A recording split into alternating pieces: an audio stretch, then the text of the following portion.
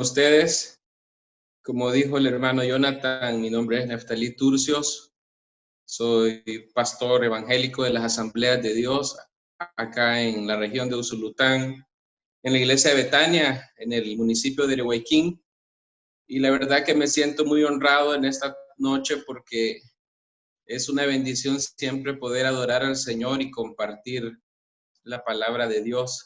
He estado desde el principio y cuando comenzaron y me he gozado juntamente con ustedes y gracias al hermano Jonathan y al pastor de su iglesia por darnos esta oportunidad.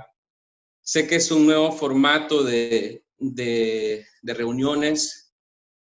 De hecho, la aplicación Zoom era una aplicación casi desconocida para la mayoría hasta que vino la pandemia, pero gracias a Dios que este ha sido un buen recurso para poder aprovecharlo y poder tener tiempos como estos.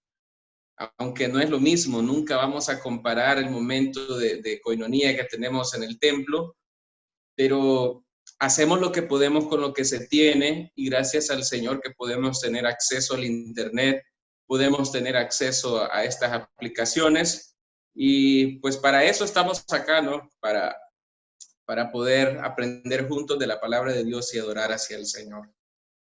Voy a invitarlos que abran su Biblia en Primera de Corintios, capítulo 10, versículo 12 y 13. Primera de Corintios, capítulo 10, versículo 12 y 13. Si ustedes son de los que acostumbran a tomar notas, pueden tomar nota y creo yo que más vale un lápiz y un papel en mano que una buena memoria. Dice la palabra del Señor, 1 Corintios 10, 12 al 13. Así que el que piensa estar firme, mire que no caiga. No os ha sobrevenido ninguna tentación que no sea humana, pero fiel es Dios que no os dejará ser tentados más de lo que podéis resistir, sino que dará también juntamente con la tentación la salida para que podáis soportar. En esta oportunidad quiero hablar con ustedes acerca de cómo confrontar las tentaciones. Fue el tema que me designaron y con la ayuda del Señor espero que sea de bendición para todos. Estaría de más preguntarles a ustedes en esta noche, ¿cuántos de ustedes fueron tentados este día a hacer algo indebido? Y es que el problema del pecado no es ser tentados. De hecho, ser tentados no es pecado. El mismo Jesucristo fue tentado y salió victorioso y no pecó, porque todos los seres humanos no estamos exentos de serlo. El pecado radica cuando yo cedo a la tentación, cuando yo abro mi corazón, cuando yo paso de solamente del ver o el pensar a accionar. Y las tentaciones, hay que tener en cuenta esto, no vienen de parte de Dios, porque el objetivo de estas es traer destrucción y a la vez traer una ruina en nuestras vidas. Pues aunque se vean agradables, las consecuencias del pecado siempre serán desastrosas para nuestra vida. Y me alegra que este tema lo estemos abordando como juventud. Yo tengo 32 años, no estoy tan mayor, y creo que puedo entender claramente lo que es ser tentado en todos los ámbitos. Y espero yo que esta noche podamos entendernos en este asunto y no veamos esta plenaria o predicación o enseñanza, como quieran llamarle, como algo demasiado extremadamente formal. Me gustaría de que de repente, si alguien tiene una pregunta, o creo que al final de la reflexión va a haber un espacio de preguntas, ustedes puedan hacerlas. Y como les iba diciendo, las tentaciones parecen agradables a los ojos. Estaba pensando yo en dar un concepto un poco teológico acerca de la tentación, pero estudiando un poco el tema me doy cuenta que la tentación no es más que una incitación a hacer algo debido envuelto en el paquete de la avaricia. Porque si nosotros hemos de ser tentados, nunca vamos a ser tentados con algo que no nos guste o que no o que no deseemos o que no nos llame la atención. Y es importante entender esto porque si cedemos a la tentación, nos puede terminar destruyendo, ya sea a nosotros o a las personas que nos rodean. ¿Cuántos hogares hoy en día, por ejemplo, desearían volver al pasado y no haber cedido a aquella cita a las 8 de la noche, a las 10 de la noche? ¿Cuántas chicas no hubiesen deseado no haberse subido a aquel vehículo o no haber llegado a aquella reunión en su cuarto? ¿Cuántos muchachos no hubiesen deseado tal vez no ceder a aquel pensamiento impuro? Y es bien interesante porque, para entrar en materia, siempre que Satanás nos tienta, nunca lo hace en público. Siempre busca momentos específicos. Por ejemplo, en el Evangelio de Mateo, capítulo 4, Satanás tienta a Jesús y no lo tienta en lo público, lo tienta en un desierto. No lo tienta cuando Jesús estaba en su mejor apogeo de su ministerio, sino cuando Jesús estaba comenzando, después de haber cruzado 40 días de ayuno, su cuerpo estaba débil y Satanás comenzó a tocar por esa parte, por la parte física, pidiéndole que convirtiera las piedras en pan si era el Hijo de Dios. Entonces, debemos de entender que debemos de estar preparados para poder enfrentar las diferentes tentaciones que vivimos diariamente. Hablar de este tema, espero yo que no hayan niños, porque tal vez hay cosas que se deben de abordar con nombre y apellido. Personalmente no me gusta, ¿cómo podría decir esto, Dios mío? Creo yo que cuando se trata de enfrentar el pecado, no debemos de rodear. El Evangelio de Juan dice: de los días de Juan el Bautista, el reino de los cielos sufre violencia y solo los violentos lo arrebatan. Entonces, cuando yo voy a enfrentar el pecado, voy a confrontar una tentación, debo de llamarla por su nombre. Yo me atrevería a decir en esta noche que las tentaciones más fuertes con las que muchos de ustedes están peleando en esta noche o en el diario vivir o desde hace años tienen que ver con pecados ocultos, tienen que ver con prácticas que no son públicas. Y tampoco es un error creer que tentación solamente es aquello que tiene que ver con lo impuro o con lo sexual, sino que muchas veces hay sentimientos en nuestros corazones, hay palabras que salen de nuestra boca, producto de una avaricia o un deseo de hacer justicia por nuestra propia cuenta. Pero quiero hablar acerca de cómo podemos defendernos, cómo podemos confrontar las tentaciones. En primer lugar, si podés anotarlo, no debemos apartarnos de la bondad de Dios. Dice el versículo 1 del pasaje que estábamos leyendo en 1 Corintios capítulo 10, dice de la siguiente manera. Vamos a leer el versículo 1. Porque no quiero, hermanos, que ignoréis que nuestros padres todos estuvieron bajo la nube y todos pasaron el mar. Y todos en Moisés fueron bautizados en la nube y en el mar, y todos comieron el mismo alimento espiritual y todos bebieron la misma bebida espiritual, porque bebían de la roca espiritual que los seguía, y la roca era Cristo. Pero de los más de ellos no agradó Dios, por lo cual quedaron postrados en el desierto. Subraya ese versículo 6, si puede, del capítulo 10 de 1 Corintios. Mas estas cosas sucedieron como ejemplo para nosotros, para que no codiciemos cosas malas como ellos codiciaron. El apóstol Pablo en esta ocasión habla de todas las grandes cosas que Dios hizo con Israel. Y si ustedes muy bien recuerdan ese pasaje precioso de todo el Pentateuco, desde el libro de Génesis, lo que envuelve, mejor dicho, Éxodo y Números y Deuteronomio, hablan acerca de ese peregrinaje del pueblo de Israel en el desierto y de cómo Dios los fue guiando. Pero no sé si ustedes recuerdan aquella ocasión en la que Moisés tuvo que subir al monte y escuchar la ley del Señor, que Dios le iba a dictar la ley para guiar a su pueblo.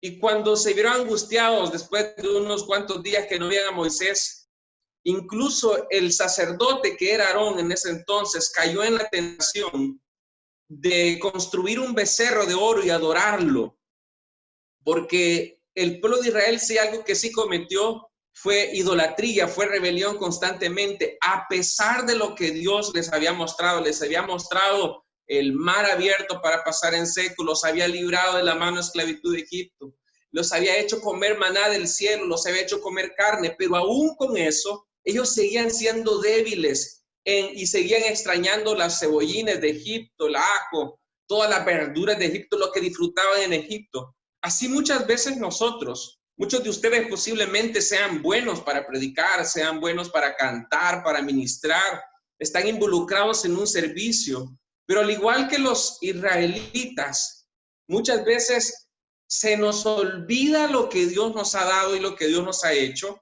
y en el momento en el que somos tentados, hay algo que debemos hacer, es recordar nuestro lugar, es recordar la bondad que Dios ha tenido con nosotros. Observamos toda la bondad divina a favor de Israel, pero a pesar de eso ellos fallaron. Debemos recordar cuántas cosas son las que Dios nos ha dado. Viendo hacia atrás podemos ver la bondad de Dios y los milagros hechos. Así nosotros hemos experimentado milagros en nuestra vida. Yo no olvido el día que el Espíritu Santo me bautizó, por ejemplo. No olvido el día en el que tuve que dejar mi trabajo como ingeniero en San Salvador y venirme a pastorear a un cantón. Y yo a veces me pongo a pensar cuando he sido tentado por algo o por alguien a fallarle a Dios, ¿valdrá la pena?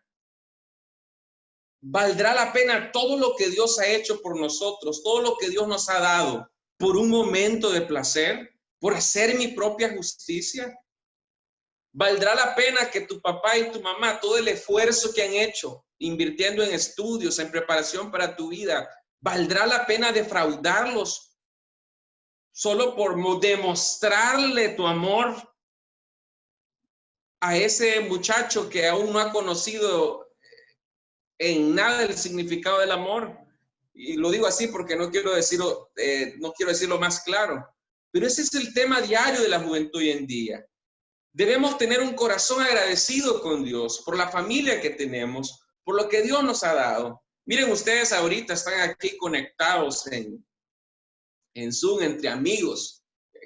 Escuché a alguien ahí que estaba hablando de pupusas del oroco y no sé qué. Y podemos disfrutar, podemos comer. ¿Valdrá la pena fallarle a Dios? Es mi pregunta. Debemos de tener un corazón agradecido, porque cuando nosotros tenemos un profundo amor y agradecimiento por alguien, tratamos de agradarle. La mayoría de los que están acá, creo yo que andan arriba de los 18 años y ya se han enamorado en más de alguna ocasión. Yo estoy profundamente enamorado de mi esposa y cada día que amanece y me siento más enamorado de ella y me encanta cuando me prepara el desayuno. A veces me gusta que me haga el nudo de la corbata, por ejemplo. Y yo digo, ¿será que se me hace difícil serle fiel a mi esposa? Claro que no, porque la amo. Entonces, se te va a hacer difícil serle fiel a Dios cuando no lo amas. Y esto es importante distinguirlo. ¿Por qué razón? Porque muchas veces cedemos tan fácil a la tentación porque aún no amamos a Dios. Amamos tal vez las cosas de la iglesia, pero no nos duele fallarle a Dios. Yo he tenido la oportunidad de servir con jóvenes alrededor de 14 años. Y si hay algo que me he dado cuenta, es que muchos jóvenes aman la liturgia, aman el ambiente, pero algunos no aman a Dios. Por eso viven luchando con pornografía, con masturbación, con sexo ilícito, viven luchando con la música indebida. Y qué más difícil, ¿verdad? Porque somos los que amamos a Dios. Debemos aprender de la ruina y la desdicha de personas como los israelitas que se dieron a la tentación en sus vidas y fracasaron. Ustedes deben de haber sabido ya cuál fue la recompensa que Dios le dio a ellos por ser tan rebeldes y ceder tanto a la tentación. Dios no les permitió a la generación de ellos entrar a la tierra prometida. Pensá en alguien que haya pasado algo como lo que estamos mencionando y pregúntate, ¿realmente quiero que a mí me suceda esto? Entonces, el primer paso para enfrentar la tentación es valorar la bondad de Dios para con nuestra vida. Hey, no estamos mal. Tengo 4 amigos ahorita que están entubados en el Saldaña y yo acabo de comerme un pan con un huevo, un plátano y un té de manzanilla. Yo estoy bien. Yo no sé cómo estás vos, pero nosotros estamos bien. Hay gente que ahorita está mal. Entonces eso me debe de llevar a un sentido de gratitud y expresarlo a través de una obediencia y no tolerar las cosas que me apartan de esta bondad. En segundo lugar, debemos cuidarnos de lo que entra a nuestra vida. Dice el versículo 12, 1 Corintios 10:12. Así que el que piensa estar firme, mire que no caiga. Yo difiero mucho y la verdad que no creo, y no sé si me voy a cruzar la línea con ustedes, pero yo difiero mucho de las personas que se creen súper espirituales. No creo mucho en los superhombres del Evangelio. Porque el que está escribiendo estas palabras es uno de los modelos a seguir del Nuevo Testamento. Y él dice, el que piensa estar firme, mire que no caiga. A mí me han preguntado a veces los niños de la iglesia o los adolescentes preguntas como, pastor, y usted peca. Yo creo que, y a veces uno se siente así como que, ¿y qué le digo al niño? Porque en la escuela dominical les decimos que pecar es malo. Y me dicen, ¿y usted peca? Y yo, pues sí, es la verdad. Le fallamos a Dios diariamente, consciente o inconscientemente. Pero hay una lucha constante a través del Espíritu Santo en nuestro corazón, en esa etapa preciosa de la santificación, en la que vivimos luchando en contra del pecado y no ceder a la tentación. Entonces, debemos cuidar de lo que entra en nuestra vida. Jesucristo dijo, si tu ojo te es ocasión de pecar, sácalo. Y si tu mano derecha te es ocasión de pecar, córtala, porque es mejor entrar ciego al reino de los cielos y es mejor entrar cojo al reino de los cielos que entrar con las 2 manos a la condenación eterna. Lo que miramos nos puede contaminar, así como la comida entra por los ojos, también la tentación entra por el pecado. Hace muchos años, aproximadamente 12 años, estábamos en un congreso en Guatemala y estábamos tocando, recuerdo, y el hermano que predicó con una devoción, hubo gente ministrada con el Espíritu Santo y hubo una gran presencia de Dios en ese evento. Y cuando terminó el evento, con un montón de personas, realmente una cantidad inmensa de personas, recuerdo que nos llevaron algo, una especie así como de camerino. Y cuando la muchacha que llegó a servirnos un pan con un café, ella muy atractiva, el hermano que había predicado no le despegaba la vista y se movía como ventilador. En la medida en la que ella se movía, él se movía también. Y yo dije, Dios mío, acaba de hablar en lenguas, acaba de ministrar el bautismo en el Espíritu Santo. El que piensa estar firme, mire que no caiga. Entonces, así como la comida entra por los ojos, también las tentaciones y el pecado entran por la vista. Pero el pecado solo entra si lo admitimos y lo consentimos. Yo quiero llevarte a este punto porque muchas veces oramos por cosas que no deberíamos de orar.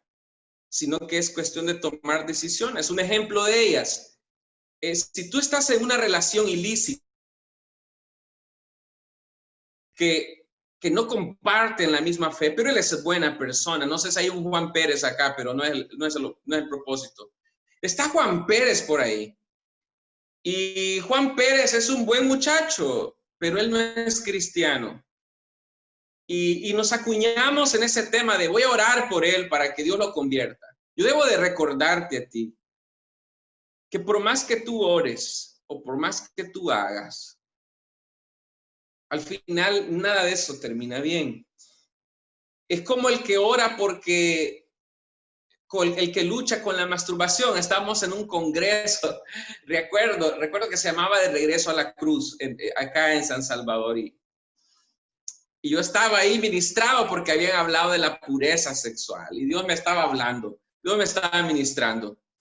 Y yo recuerdo a un joven que decía, a la par de mí, llorando a moco tendido, decía, Señor, quítame los deseos de la mujer. Y a mí me causó gracia porque yo decía, bueno, este amigo le va a volver a orar al Señor el día que se case, porque si no, él posiblemente su matrimonio se vaya a la ruina. Bueno, pero el punto es que no se trata de orar por las cosas, se trata de cortar. Cuando Jesús hablaba eso de cortar, de sacar el ojo y cortar la mano, no estaba diciendo que te vas a ir a cortar, a lacerar el cuerpo o a quedarte ciego. La Biblia habla de cortar de raíz las cosas que nos afectan, cosas tan sencillas que le dicen a los adolescentes. Por ejemplo, si tu computadora en tu cuarto te hace pecar, sácala para la sala. Si la conversación que estás teniendo, que vas a tener hoy a las 11 de la noche con esa persona que solo tú sabes quién es y que nadie más sabe, te lleva a tener pláticas que van más allá de tu moral. No se trata que vas a orar por esa persona para que cambie el tema de conversación. No, se trata de cortarlo. Debemos de cuidar lo que entra por nuestros ojos. No debemos exponer nuestra vida. Si usted sabe que pasar un puente que está en mal estado lo pone en peligro, yo te aseguro que no lo vas a pasar. Si vos sabes que ahorita el coronavirus está, bueno, el San Miguel es uno de los departamentos más afectados, no vas a salir sin mascarilla y vas a irte para el centro del mercado, a andar cantando por todo el centro. ¿Por qué? Porque sabes que te vas a contagiar si no te proteges. De igual manera es el pecado. No puedes ponerte en riesgo, no puedes cruzar, violar las reglas. Así es la tentación. No la busquemos y no nos expongamos a ella. Así que el que piensa estar firme, mire que no caiga. En tercer lugar, debemos pedir a Dios la salida de la tentación. Dice el versículo 13, nos ha sobrevenido ninguna tentación que no sea humana, pero fiel es Dios, que no os dejará ser tentados más de lo que podéis resistir, sino que dará también juntamente con la tentación la salida para que podáis soportar. Debemos pedir a Dios la salida de la tentación. Pablo nos asegura que Dios nos dará la salida, pero si lo buscamos antes de caer. ¿Sabes cuál es el problema? Préstame atención en esto porque es importante. ¿Sabes cuál es el gran problema de nosotros? Que nosotros oramos después de haber tomado las decisiones, pero no antes. Ese es el inmenso problema. Le pedís al Señor si ese chico, esa chica es la indicada hasta que ya le diste el sí. Es como el hombre que está casado, la mujer que está casada con el ogro y le dice al Señor, ¿por qué me diste esto? Pues es porque usted lo eligió. O sea, uno no debe de orar después de las cosas, debe orar antes. No vas a orar cuando ya estés en el cuarto a solas con la persona. Es mucho antes de eso. No vas a orar cuando has mentido, vas a orar antes de mentir. ¿Me estoy dando a explicar? Jesús dijo que oremos y le busquemos cuando venga la tentación. Orad para que no entréis en tentación. Cuando la tentación acecha nuestras vidas, hagamos una oración que nos libre. Yo quiero decirles algo y quiero abrirles mi corazón un poco. Hay una tentación con la que lucho casi a diario. y es el orgullo. A veces cuesta ceder nuestro orgullo, cuesta doblegar nuestro ego. Y es ahí donde nos sentimos tentados a querer tener siempre la razón. ¿A cuánto les ha pasado eso? Creo que a la mayoría. Y es ahí donde debo de orar al Señor y decir, Señor, hazme recordar cada día que lo que yo soy es solamente un pedazo de barro. Que aquí el grande eres tú, el que tiene la razón eres tú, no soy yo. Y estoy aquí para servirte. Y cuando yo vivo en esa dimensión, es ahí donde se cumple la palabra, resistid al diablo y él huirá de vosotros. Entonces, debemos de valorar la bondad de Dios para nuestra vida, debemos de cuidar lo que entra por nuestra vista y debemos de pedir a Dios la salida. En cuarto y último lugar, debemos pensar también en las consecuencias que acarrean los errores. Dice el versículo 15, como a sensatos os hablo, juzgad vosotros lo que digo. Entonces, pasémoslo al buen salvadoreño. La Biblia dice que tú y yo tenemos la mente de Cristo y tú eres alguien cuerdo de pensamiento. Hace unos 5 años se me acercó una pareja de adolescentes y me dijo, pastor, nos queremos endamar. Y fue difícil porque la misma familia estaba en contra y no quiero indagar en eso porque es antiético, pero lo que trato de decirte es que eran jóvenes de 13 años y la chica me decía, lo amo y doy mi vida por él. Y yo recuerdo que la hice de villano tal vez, y yo le dije, si lo amás, déjalo, anda a estudiar y después de estudiar, si se aman, regresen. Lo interesante es que hoy por hoy, esta chica está siendo ya un poco, ya bien avanzada en la carrera de medicina. Y el chico con el que tenían la ilusión, no quiere saber nada de Dios, es una persona un poco rebelde. Y muchas veces nosotros actuamos de esa manera, por el impulso, y nos dejamos guiar por los medios de comunicación. Vive tu momento, déjate llevar. El día que tú vivas tu momento y te dejes llevar por el pecado, la Biblia dice que te vas a morir, que la paga del pecado es muerte.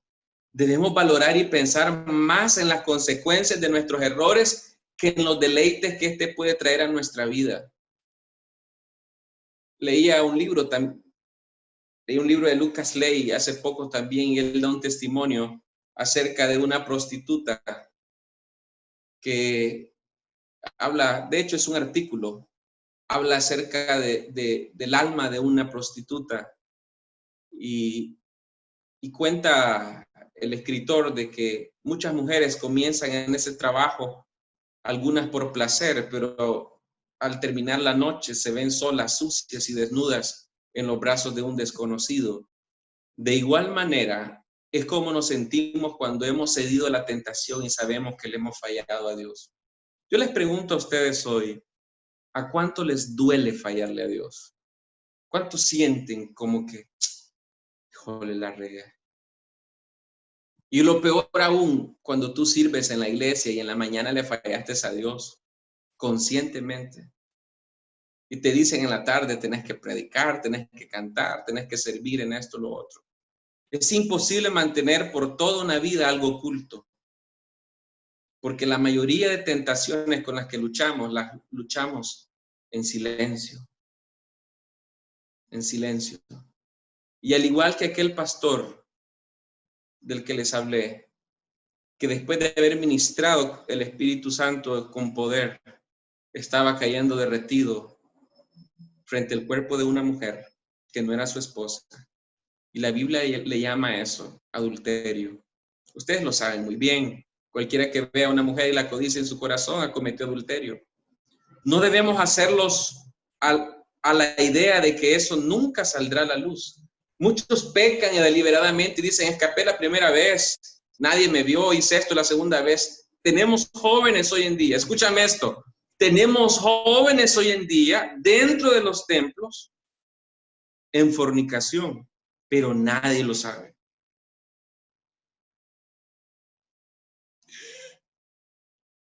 Nadie lo sabe. ¿Sabes por qué? Porque nadie fornica en lo público. Y el día que alguien lo sepa, se nos cae la cara, se nos arruina.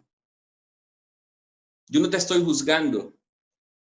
Lo que te estoy tratando de decir es que no podés creer ese cuento de ocultarte toda la vida, porque la Biblia dice que todo lo oculto sale a la luz. Lo más dañino es que entre más tiempo pasa, los efectos y las consecuencias pueden ser peores. Quiero concluir en esta noche.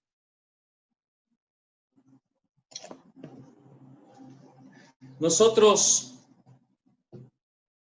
somos seres falibles, nos equivocamos, caemos. La Biblia dice 7 veces cae el justo y Jehová lo levanta.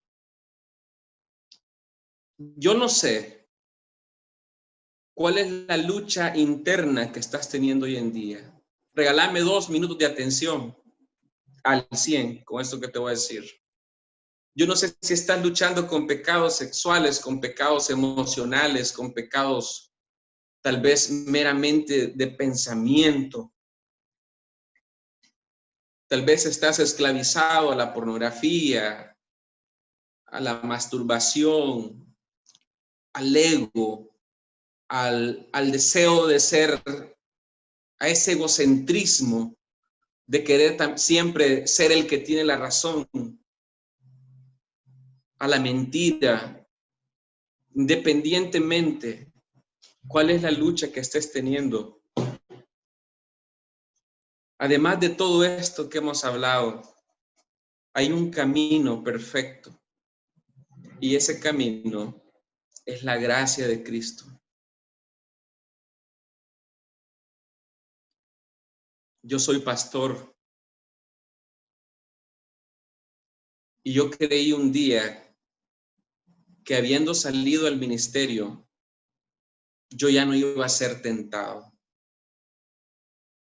Yo creí que todas aquellas cosas con las que luché en el pasado no iban a volver desde el día en el que yo iba a servirle al Señor. Y ¿saben qué es lo más interesante de esto? Quiero abrirles mi corazón un momento. ¿Sabes cuál es lo más interesante? Que han sido los momentos en los que más débil me he sentido, en los que he conocido más a Dios. Porque me doy cuenta que la gracia de Cristo está siempre disponible para mí. Juan dice que si alguno está en luz, la sangre de Jesucristo lo limpia de todo pecado, pero muchas veces exponerme a la luz implica decirle al Señor, aquí estoy desnudo, tú me conoces. Tú sabes lo que hay en mi corazón. Tú sabes la lucha diaria que tengo con esto. Y ahí está la gracia. Yo por eso quiero invitarte ahí donde estás, que cerres tus ojos y puedas decirle conmigo, ahí donde estás, Señor, soy tentado en muchas áreas. Me equivoco a diario. Cierra tus ojos y decirle al Señor, Padre, tú conoces mis caídas. Tú conoces las veces, Señor, que me siento avergonzado porque te he fallado. Tú conoces las veces que me he sentido sucio, que me he sentido sucia, porque he cedido a la oferta de este mundo, he cedido al pecado. Tú me conoces, Señor. Tú conoces lo que sentí esa vez, Señor, que cometí ese error del cual estoy arrepentido, arrepentida. Tú lo conoces. Pero te ruego, Señor, díselo ahí donde estás. Te ruego, Señor, que me perdones, por favor. Ten misericordia de mí, Señor. Y limpia mi mente. Limpia mi corazón. Ahí donde tú estás, exponte delante de la gracia de Cristo. Él no te va a rechazar, Él no te va a dar la espalda. Él está ahí en ese cuarto, en esa habitación, y Dios permitió este momento para recordarte que no importa las veces que has caído, no importa las veces que has visto tus manos sucias, Él está aquí para limpiarte. Él está aquí para levantarte, para decirte, puedes contar conmigo todavía. Aunque otros te den la espalda, puedes contar con mis brazos abiertos. Aunque defraudaste a muchos, aquí estoy yo, quien llevé la culpa de tu pecado a la cruz del Calvario, quien no me avergüenzo de llamarte mi hijo, quien no me avergüenzo de llamarte mi hija. Pueda que tú te sientas avergonzado en esta noche de los errores, de las regadas que has cometido en la vida, pero Él está aquí en esta noche para decirte que sin importar el número de ellas, su sangre puede librarte, su sangre puede limpiarte. Él puede restaurarte por una sola razón. Él te ama como nunca nadie te ha amado. Él nunca te ha pedido una prueba de amor. Él nunca te ha pedido más de lo que no puedas darle. Él es tu Padre. Él te ve como su hijo, su hija amada. Lo mejor que puedes hacer en esta noche es venir al trono de la cruz y decirle, perdóname, perdóname. Quiero invitarte ahí donde estás, que puedas poner al pie de la cruz esas luchas internas, esos pecados ocultos. No lo saben tus padres, no lo sabe tu pastor, no lo saben tus líderes. Son luchas entre tú y el pecado y la concupiscencia que mora. Pero la Biblia dice que Él cargó con cada uno de ellos a la cruz. Padre, en el nombre de Jesús, aquí está, Señor, la juventud Josué de San Miguel. Ellos te aman, Señor. Tú conoces el corazón de ellos más que el de cualquier otro. En el nombre de Jesús te ruego que restaure sus corazones, que la paz que sobrepasa todo entendimiento entre a sus corazones. Dales la certeza, Señor, que tú les has perdonado. Dales la fortaleza, Señor, para enfrentar las luchas, las pruebas, las tentaciones, que puedan ser una luz en San Miguel, Señor. Que las chicas y los chicos de la juventud, Josué, Señor, puedan ser antorchas encendidas que levanten en alto el nombre del Evangelio. Oh, Cristo, en el nombre de Jesús, bendícelos y úsalos para tu gloria. Quita toda culpabilidad, quita toda mentira del diablo. Si Satanás te quiere hacer sentir que vales poco, que eres un inservible, que tal vez cometiste un error en el pasado que te marcó tu cuerpo, que marcó tal vez tu dignidad, pues déjame recordarte, la Biblia dice que si alguno está en Cristo, nueva criatura es. Las cosas viejas pasaron, Él ha hecho algo nuevo de tu vida. No importan los errores del pasado, Dios te ha dado una nueva página para escribir una historia donde Él es el Rey, donde Él es el Padre, donde Él es tu amigo, quien siempre te va a acompañar en los mejores momentos de santidad como en los peores momentos. Él estará contigo y esa es la promesa de nuestro Señor, que Él estará con nosotros todos los días de nuestra vida. Muchas gracias por esta noche, Señor. A ti sea la gloria y a ti sea la honra. En el nombre de Jesús, amén y amén. Muchas gracias, hermanos, por la oportunidad. Gracias, hermano Jonathan. Sigan adelante porque Dios está con ustedes. Un gusto.